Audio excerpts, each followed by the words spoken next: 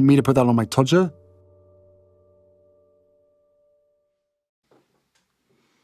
Harry's wife. He can't function without her. Hello, I'm H.G. Tudor. The dynamic that exists is that Harry's wife is a narcissist, mid-range. She might be A, she might be B. Doesn't really matter for the purposes of this video. But you need to understand that she's a narcissist, something that I determined as a consequence of an examination of a body of evidence many years ago, including my own personal interactions with this individual. Harry is her intimate partner primary source. Part of the way that a narcissist manipulates an individual is to make the narcissist the world of the victim.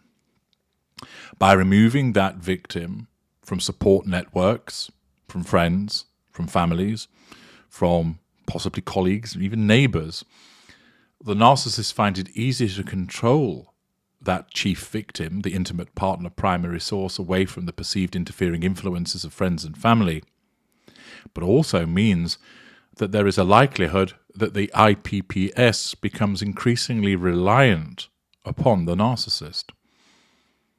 They perhaps view the narcissist as their best friend, their soulmate, the only one that really understands them. And it often comes to pass that they lose friends and lose the connection with their family because of the narcissist, and therefore feel that they have little choice but to repeatedly rely upon the narcissist.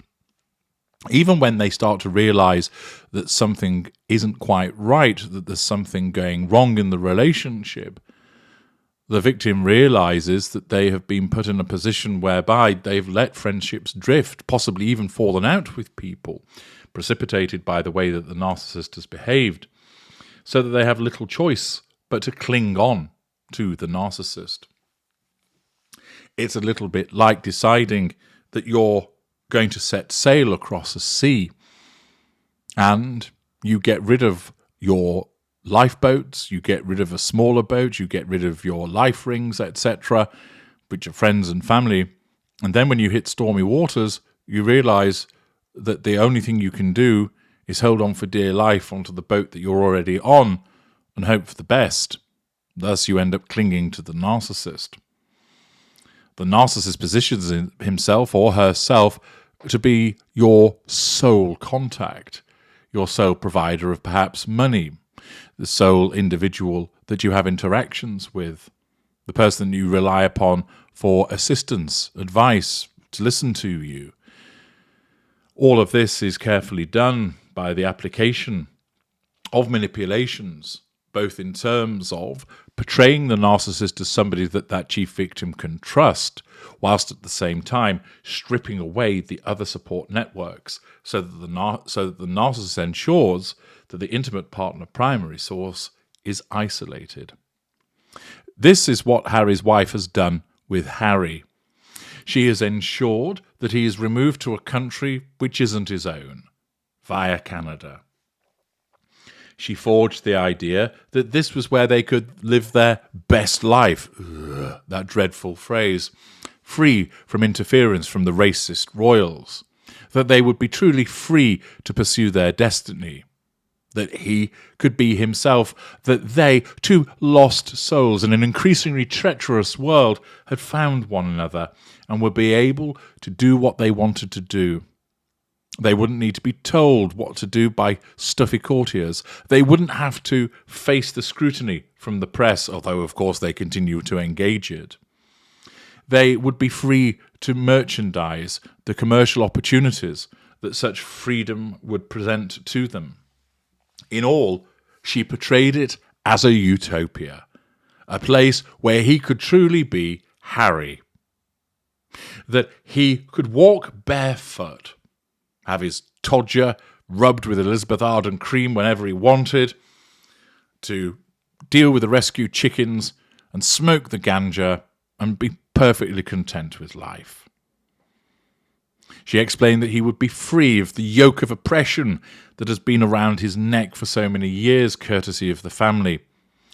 You'll truly be free, Harry. You'll be away from the prison that you were in, that your father and your brother still don't realise imprisons them. Of course, it's all portrayed in such a way, and in that early stage in the Golden Period, it's utterly believable. She's kind, she's fun, she's interesting. She likes the things that he likes. She gives him plenty of spicy poontang, and thus he is ushered into her world. Essentially, she says, I, Harry, am all that you need. You don't need your friends. They're silly little bigots. You don't need your family. All they've ever done is be mean to you, and they're racists.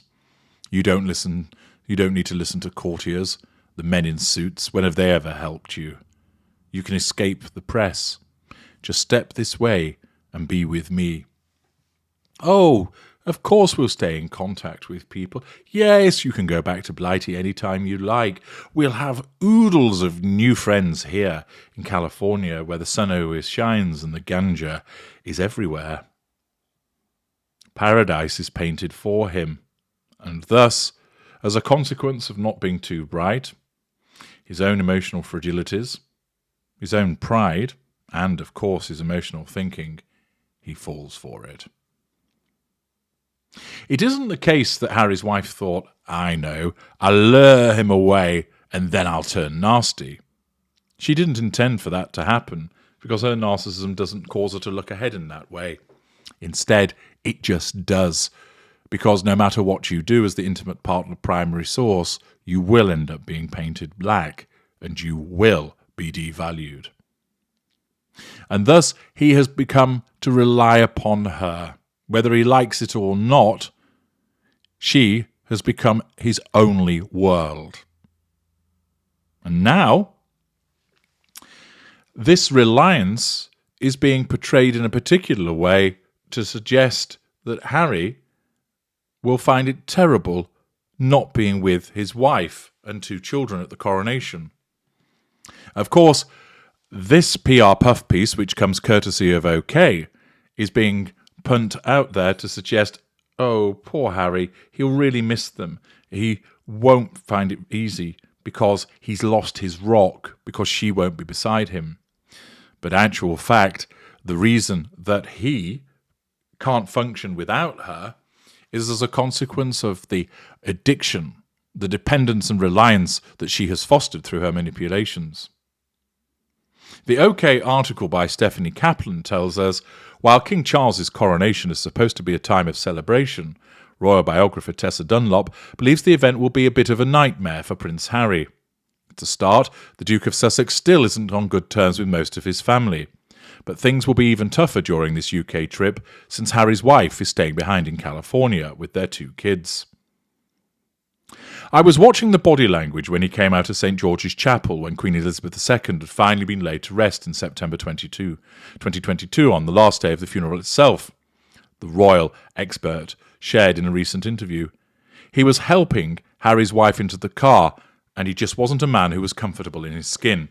Well, if you want to have an expert analysis of what was going on there, then I would recommend that you watch my video about Harry breathing a big sigh of relief and what all of that meant at the Queen's funeral.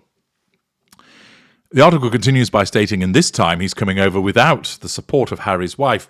Let it be clear, she doesn't offer him any meaningful support. It is just part of the means by which she controls him and utilises that as a facade to show the rest of the world. Clearly, he does lean on her very heavily, and he's coming alone, Dunlop continued. That means he's exposed effectively. He will be made to sit far from the royals at best, so he will have that feeling of demotion. That last sentiment was echoed by several other royal reporters, including Christopher Anderson. My guess is that Harry will be treated like something of a pariah, and that he's well aware of that, so you have to give him credit for being willing to show up anyway, he told a news outlet earlier this week. Well, he's showing up because he does still have a sense of decency with regard to the fact that it is the king's coronation. There is a humiliation factor here, the author pointed out. Watching the other royals share centre stage with the king and queen while he's probably going to be shunted aside, this will likely be painful and incredibly frustrating for Harry. I fully expect Harry to be sidelined and snubbed. We can look forward to lots of photographs of Harry standing alone, looking downcast and grim, even visibly seething. Anderson believes even the disgraced Prince Andrew will be afforded better treatment and shown more respect by the Crown. That's how deep the animosity towards the Sussexes runs in royal circles these days. But the chief suggestion is that he's going to struggle without her. He struggles because of her. He struggles because she's isolated him, ostracised him, caused him to be cut off from the people that matter to him, that she's created this dependency.